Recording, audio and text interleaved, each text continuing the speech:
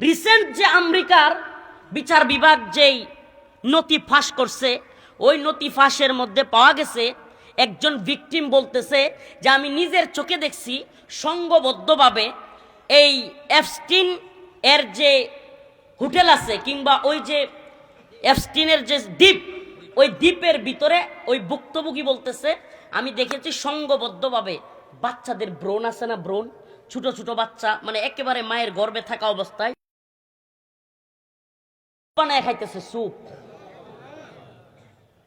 আপনি কল্পনা করতে পারেন? এই নামগুলো আবারও বলছি, এই আমার তো সব নাম তো মুখস্থ বলা কঠিন।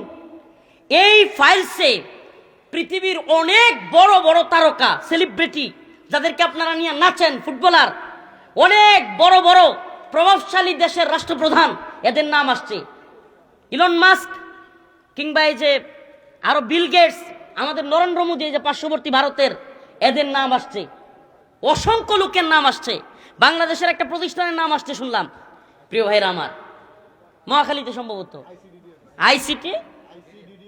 আইসিটিডিআরবি। প্রিয় ভাইরা আমার, এদের নেটওয়ার্ক এত বিস্তৃত আপনি কল্পনাও করতে পারবেন। বলবেন হুজুর এরা এতটা নৃশংস কিভাবে? এদের আসলে এই কারণটা কি? এরা খুব বানায় খাচ্ছে।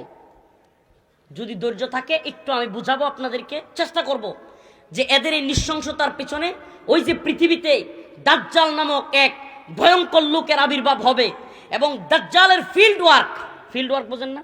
নির্বাচনী ফিল্ড ওয়ার্ক তৈরি করে না, ভোটের আগে কি করে?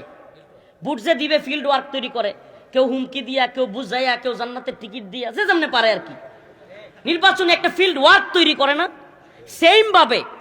সেম ভাবে দাজ্জাল আসার আগেও একটা ফিল্ড ওয়ার্ক তৈরি হবে পৃথিবীতে এবং দাজ্জালের একটা বাহিনী হবে। আপনি মনে করেন না যে দাজ্জাল হঠাৎ করে একদিন আসবে, আইসাই পুরো পৃথিবীর নিয়ন্ত্রণ নিয়ে নেবে। এটা অসম্ভব যে দাজ্জাল আসলো আর পৃথিবীর নিয়ন্ত্রণ নিয়ে নিল।